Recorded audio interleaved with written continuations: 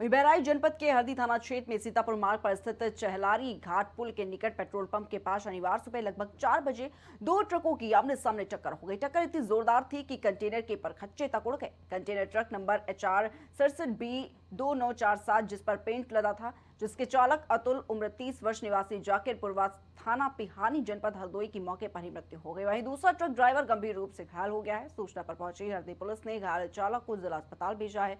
वहीं मृत चालक के शव को पोस्टमार्टम के लिए भेज दिया गया। वहीं जनपद हमीरपुर से आंगनवाड़ी भर्ती में 1,70,000 रुपए की रिश्वत मांगने का मामला सामने आया है। जानकारी के मुताबिक CDPO प्रीति DPO बनने के बाद सारी सेवाएं बंद करने की धमकी दे रही थी। बता रहा कि सुदामा से 1,70,000 रुपए की रिश्वत मांगने का जबरन दबाव भी बनाया, जिसका एक ऑडियो भी वायरल हुआ है, जिसमें वे नौकरी के नाम पर रिश्वत मांग रही हैं।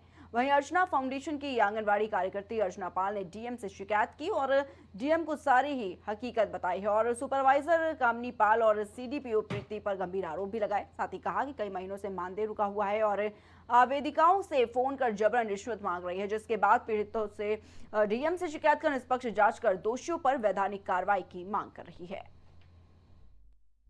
मेरे द्वारा एक ऑडियो रिकॉर्ड किया गया, पर मुझे इस विषय में जानकारी नहीं थी कि ये मेरा ऑडियो रिकॉर्ड किया जा रहा है। मुझसे ये फ़ोन करवाया गया था कि आप इस तरीके से करिए, क्योंकि कई महीनों से मेरा मानदेय रुका पड़ा है। हमारे द्वारा ये कहा गया था कि आप ऑफिस में जाकर मिल लीजिए जाके, जिसमें से कि 1,70,000 की बात कही गई है।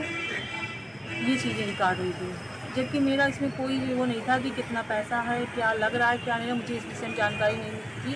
और उनके द्वारा ये भी कहा गया था कि मतलब ये पैसा ऊपर तक जा रहा है, आप ऐसा भी करिए। तो मैंने कहा ठीक है। तो ये ऐसा किसने बोला था? DPO साहब ने? नहीं, DPO सर ने नहीं बोला था, ये कामनी मैडम जो आई थी सेंटर में, उन्होंने ये बात कही थी। कामनी जी कौन है ये? सुपरवाइजर। वहीं महाराजगंज के नौतनवा तहसील क्षेत्र में अवैध मदरसों पर कार्रवाई की जा रही है। मुख्यमंत्री ने अवैध मदरसों पर कार्रवाई के आदेश दिए हैं, जिसके बाद प्रशासन ने कार्रवाई में तेजी पकड़ी। जानकारी के मुताबिक भारत नेपाल सीमा से सटे 10 से 15 किलोमीटर के परिक्षेत्र में कार्रवाई की जा रही है, जिसके चलते अल्पसंख्यक विभाग की टीम ने गैर मान्यता प्राप्त मदरसों पर छापेमारी की। वहीं एक के बाद एक लगातार 6 गैर मान्यता प्राप्त मदरसों को नोटिस दिया गया और बंद करने के निर्देश भी जारी किए गए। वहीं 3 दिनों के अंदर आय व्यय के स्रोत का ब्यौरा उपलब्ध कराने के भी निर्देश जारी किए गए।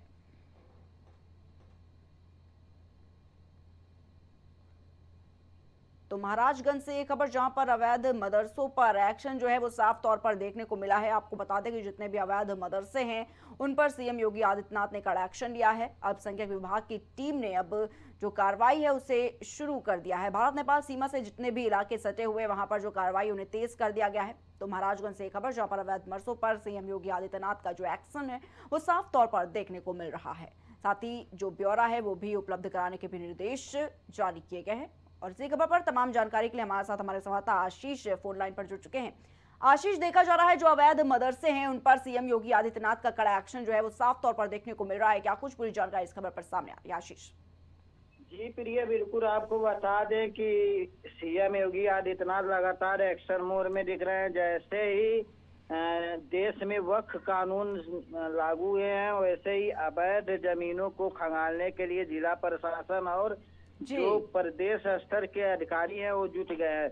महाराजगंज जनपद में जो अवैध मदरसे, मस्जिद और मजार बनाई गई हैं, वहाँ पे प्रशासन खाली कराने में जुटा हुआ। महाराजगंज में कुल 19 ऐसे स्थान चिन्हित किए गए हैं जहाँ पे अवैध मदरसे और मस्जिद का निर्माण है। फिलहाल जिला प्रशासन के द्वारा 6 ऐसे मदरसे हैं और 6 स्थानों पे अभी एक कार्रवाई की गई है। आज जो कार्रवाई की गई है महाराजगंज जनपद के नौतनवा तहसील क्षेत्र के मदरसों पे कार्रवाई की गई है। तो वहीं जिला प्रशासन और तहसील प्रशासन लगातार बाधा क्षेत्रों के करीब 10 से 15 किलोमीटर में बने सभी मदरसों और मस्जिदों पे कार्रवाई करने में जुटा हुआ है। जी ठीक है आशीष, बहुत बहुत शुक्रिया आपका हमारे साथ जुड़ने के लिए और तमाम जानकारी साझा करने के लिए।